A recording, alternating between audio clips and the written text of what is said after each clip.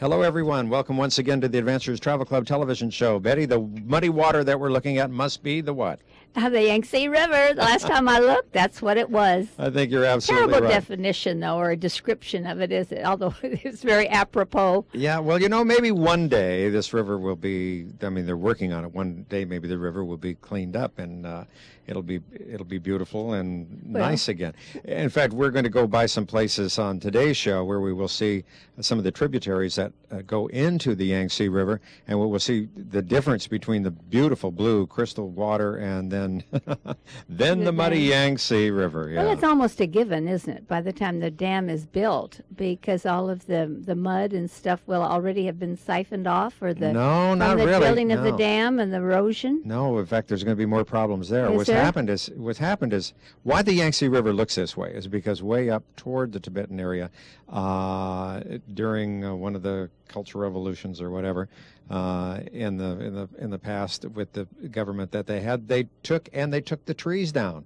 because they wanted to do massive building. And so what happened is that all of that soil isn't going to stay there because there weren't any plants or anything to keep it there, so it just washed into the river. So, but what you had also mentioned too is what happened there at the dam is the silt is going to start filling up everything. So they're working on that now, so that they can remove some of that or most of that silt. Otherwise, this whole thing will fill up. You know? Oh my gosh, wouldn't that be a tragedy? Yeah, I mean, it would be something, but it's quite beautiful right now, even though that the river is very, very muddy, of course, as we see it here. But you forget the river right now. Mm-hmm. Just look at in the background. It's fantastic. The mist. It has an eerie quality about it, doesn't it? It does, yeah. It's the mystique of the Orient. Yeah. And there's a lot of mystique there, I shall say. We had a marvelous time on this trip. You know, we spent 5 days going up the Yangtze River, and there was so much for us to see.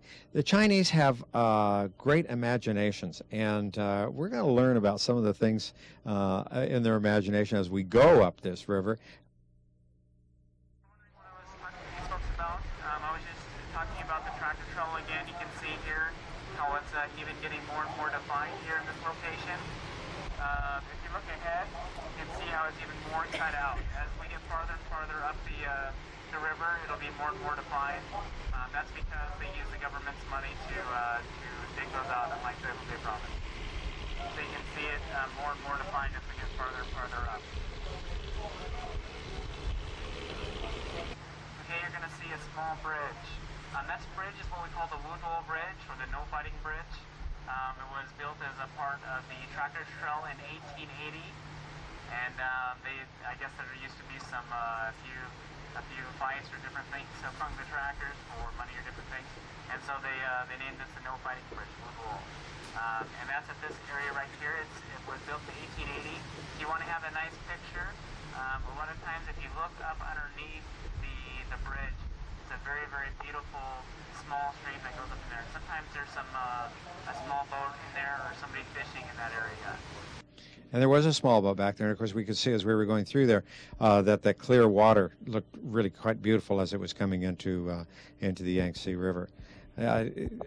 We were talking about imagination, and we're going to see things here as we go along, dragons and turtles and all sorts of things. But you do have to use your imagination a bit. Cropping up here, the most jagged peak to the farthest jagged peak. If you look to the base of that, right when we come around the corner, you will see Yaoji. So the very far, the most jagged peak over here, I can see it right there. Oh, yeah. You think folks see Yaoji? It is.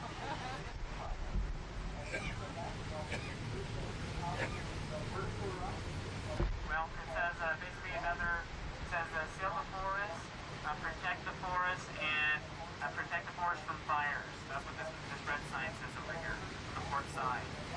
And this is, if you look right behind you, that's the building that controls the one-way navigation station right around the corner here. Also, as we pass around this hillside right here, this hillside right here is known as Ascending Dragon Peak. You can still see the dragon's body here. Right when we come around the corner, this rock outcropping is his front leg. You follow the entire ridge up, and that's his back, and you can see his head at the very end. So this is Dragon Ascending Peak.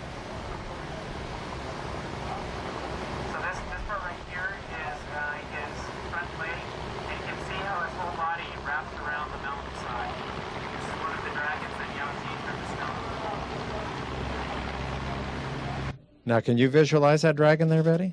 Well, not really in that particular picture, but when we were there, we had a lot of time to look at it. And yeah, well, anyway, I could see anything in it. If you told me it was whatever, a bear, Tell me it's a bear, I would it's a say, bear. yeah, that looks like a bear, sure. Well, that's what I said. You have to use your imagination, quite a bit. And I think it was very interesting because I didn't really see a dragon, but I saw a lot of things like this, like these holes in these caves that we saw here, and there were lots of these. I mean, the rock formations as we go along is very interesting. I found this structure too from earthquake. Undoubtedly, you can tell by the formation of the rocks, how they're slanted. You don't put the upheaval and then settling down again. And I was interested in the formation of the rocks. Well, it's something that's just absolutely incredible. I mean, and we shot hours and hours, of course, which we're not going to show you today. But you're right. Look here. Look at on the mountaintop. There's That's enough to get your goat. That's enough to get your goat, right? Yes. And there are quite a few of them up here. I'll tell you. Now, do they raise those to eat? I presume. What else would they raise them for, huh? I think so. Or milk. Unless they're wild. Or milking. Milking goats? Yeah, huh? I think so. Did you say? I love your response. That's wonderful. Do it again. No. That was just a wandering goat that we saw. All right. Okay. Since 1954, China's population has more than doubled, and most of it has been concentrated around the riverbeds. And they're using more and more water in China now. A lot of that is because of agriculture. And sometimes there is drought in the Yellow River Basin. And when that happens, then they have a real tremendous shortage of water. Anyway, they have been working for years and years on how they can conserve water and how they can supply what they do need to supply, like these little farms right here. See them out there working in that? Isn't that neat? That's going to be underwater, too, of course. Oh, I know. In the next few years. So that will be a disaster for some people, and yet it will benefit other people. Now go ahead. Excuse I was me. going to say we see a 175-meter sign up there, another one 135 meters.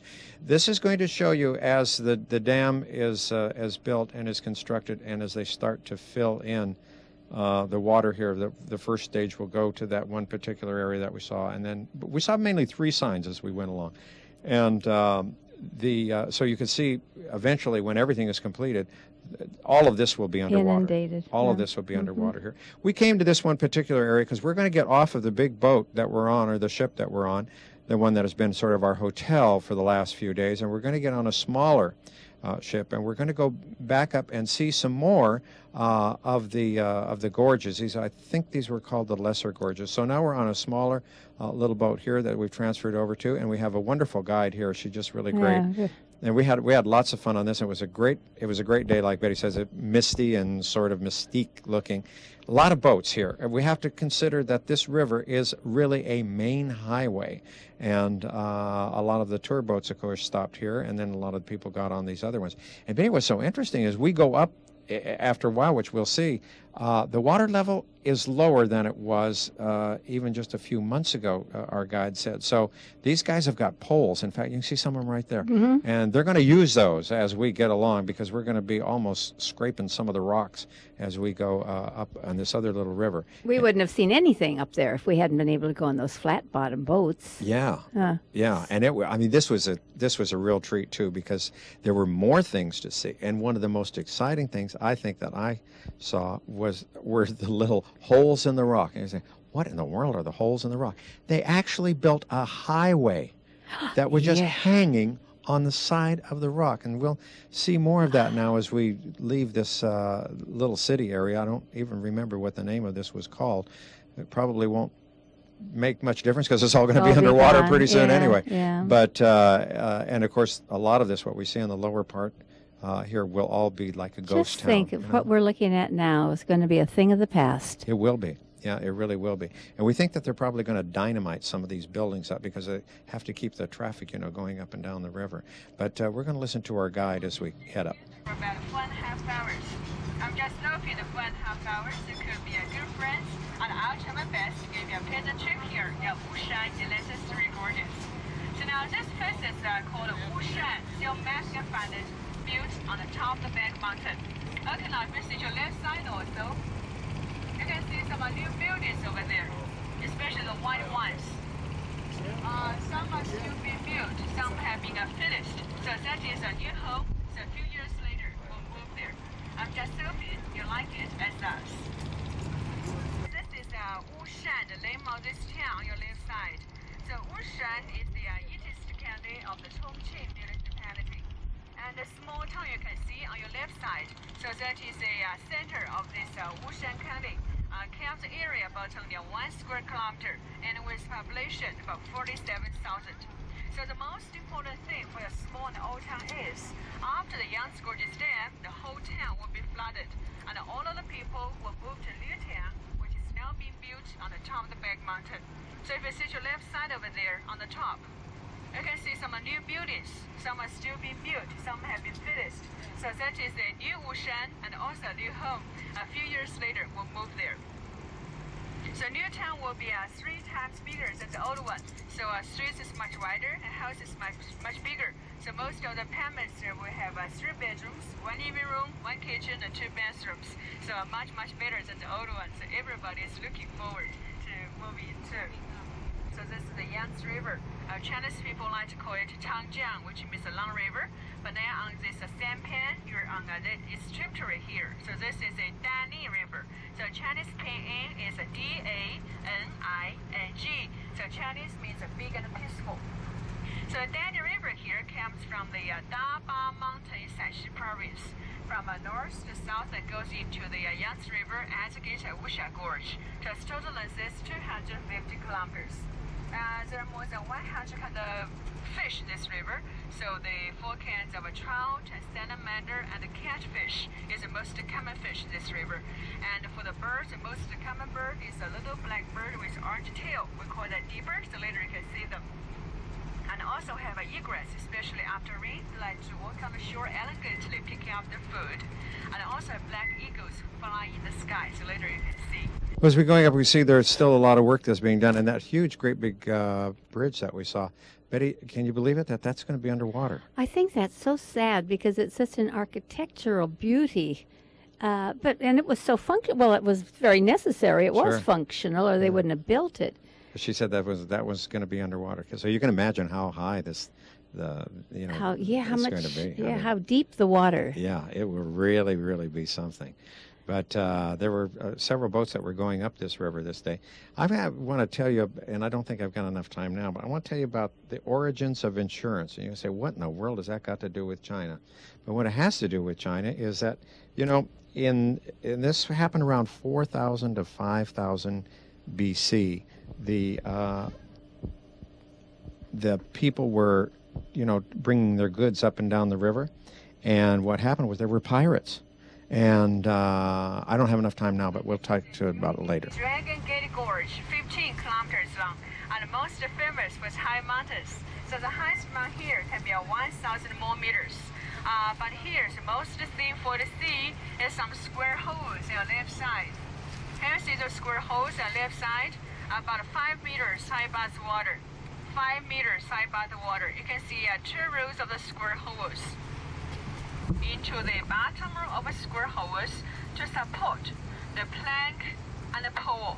And then one by one, a hanging what could be made?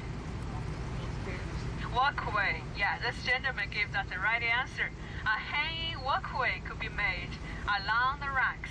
And people could walk on it, even horses, especially for fighting here in ancient times.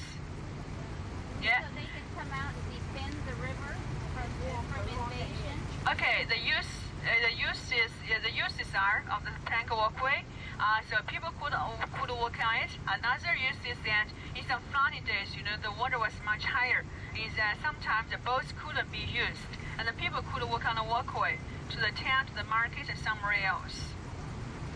But in springtime, but this is end of spring and start of summertime, the water it is like this. But in spring and winter time, the water level here is much higher than this. That is, it can be about 10 meters lower than this water level. So you can see the bottom of this river, and you can here's the propeller, here's the bottom of this river, and also if you ask to move forward, sometimes they move backward to balance this boat. But today you don't have to do that. But in know, even after one night heavy rain, the water here can be up to the top row of a square holes over there. So sometimes can be about 2 or 3 meters high above the water level. And then in that kind of case, the trip here will be cancelled. That is to say, no boats like ours are not come inside. But today you're lucky, so I think the weather is good. It's cool. You know, yesterday was very humid. And the water is okay, so everybody can stay on the boat, yes, and the trip will be very smoothly. Okay, back to my pirate story.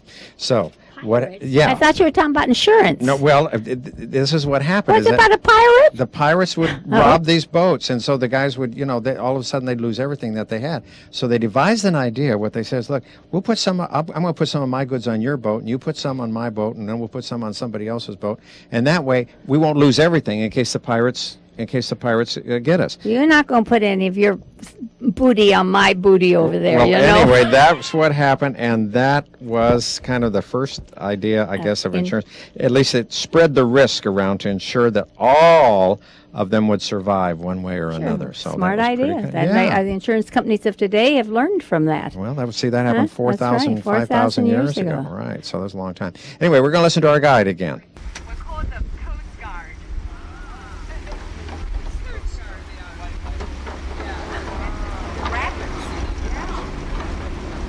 Well, she didn't have too terribly much to say. But anyway, we're going to watch now as these guys are using these poles, because we're coming to, actually, Betty, we're coming to some areas with kind of like a little bit of rapids, huh? Yeah. Does it make you think of what, Costa Rica? When you got tossed out of the boat. Yeah, it's not funny. Don't laugh about it. You can laugh about it now. No, it's still not funny. It was scary. Well, for you. Sure. Because you were the one that You got knocked out enjoyed of the it, boat. I know, but it was scary for me. But see, this was all right because I could have put my feet down. Yeah, but I don't know. That water's still going pretty fast if you look at it. And when we turn around and go back the other way, we're going to be going a lot faster because remember, now we're going up the river. We're going against the current that's right now. Look at how he has to really push and strain to get that over certain areas that they have to cover there. I think she said that if the water got lower, that what you have to do then is they kind of like park the boat, and I guess they carry part of it, and you've got to walk up a mountain and climb over on the other side and then join it a little bit later on. Oh, is that right? Yeah, so a good thing that it wasn't too terribly low this day. But look at the see, water. that's pretty, isn't it? Yeah. You see, and it gives the ripply effect and everything.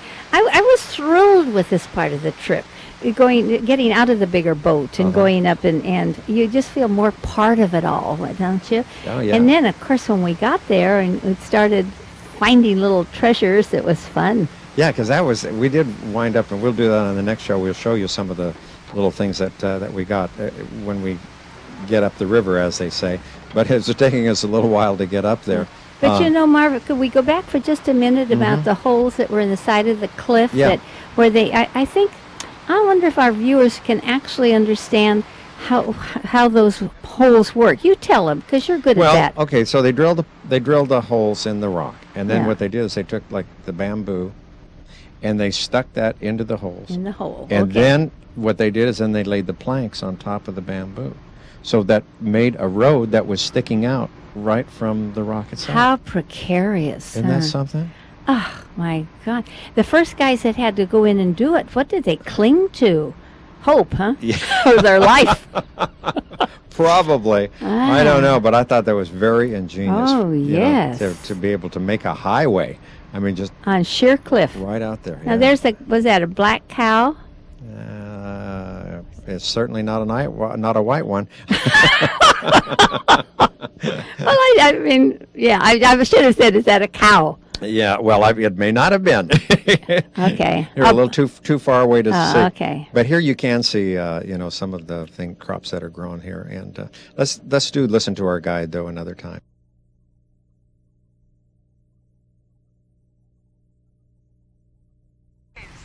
Can you imagine what kind of animal the whole thing looks like?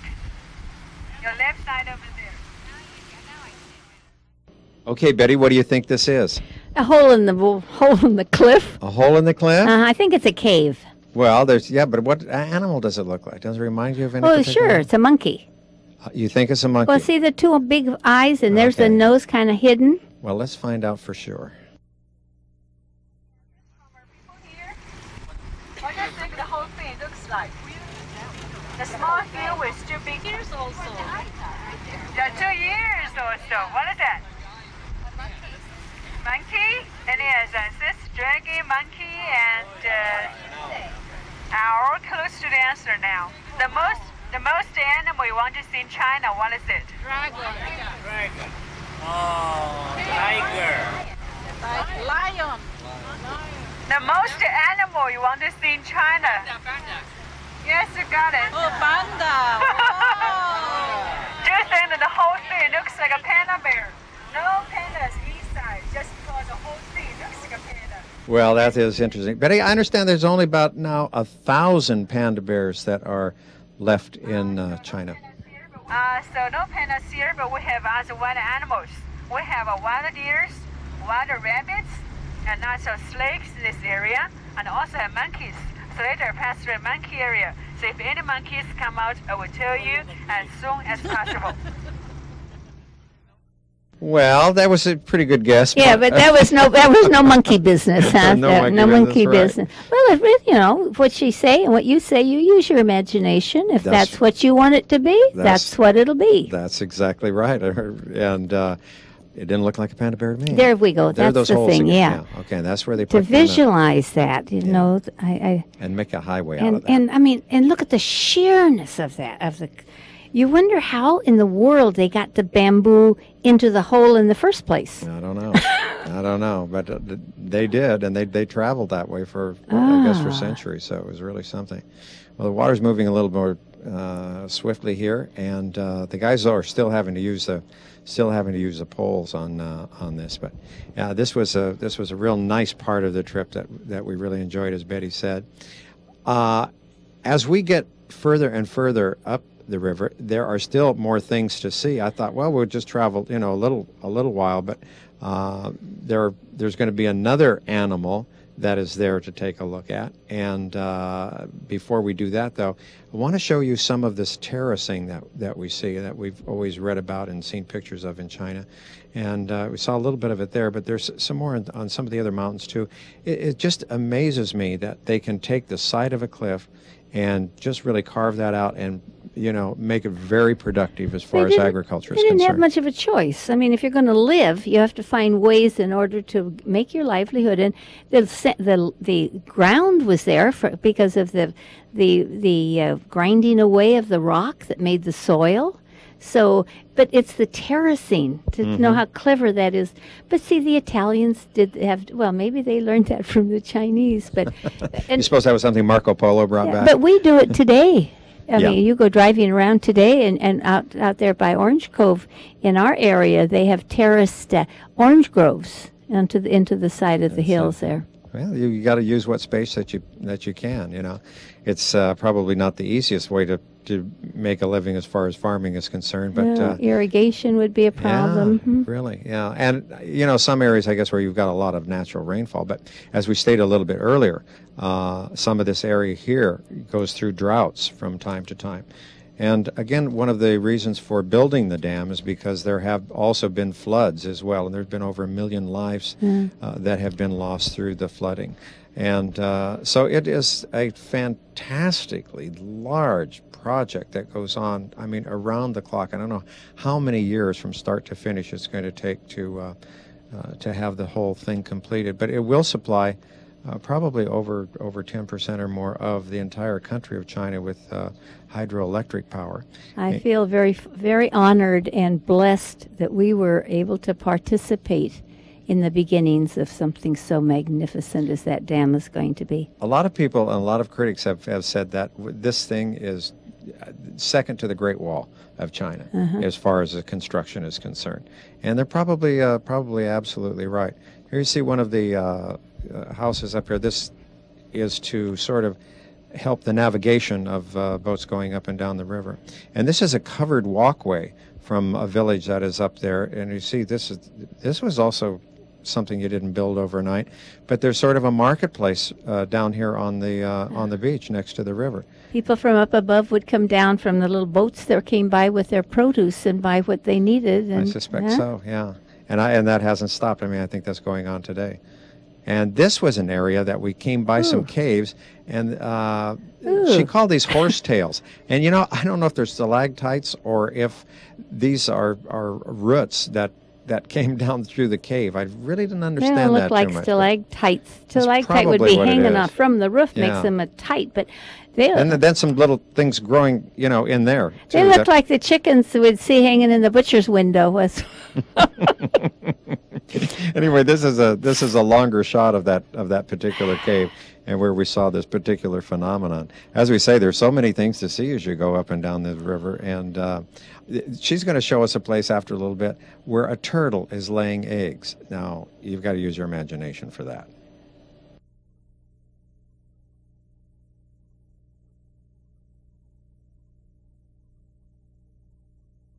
Which one is natural? Oh yeah, I've told you have to you can imagine or not. Since now you're here, you can name any of the rocks like here. So just on your right side, you can see the biggest turtle in the world, which is laying eggs over there. Well, there it is, Betty. Does that look like a turtle to you, laying eggs? Absolutely. It Look does, at the head, of course. Where's the head? No question.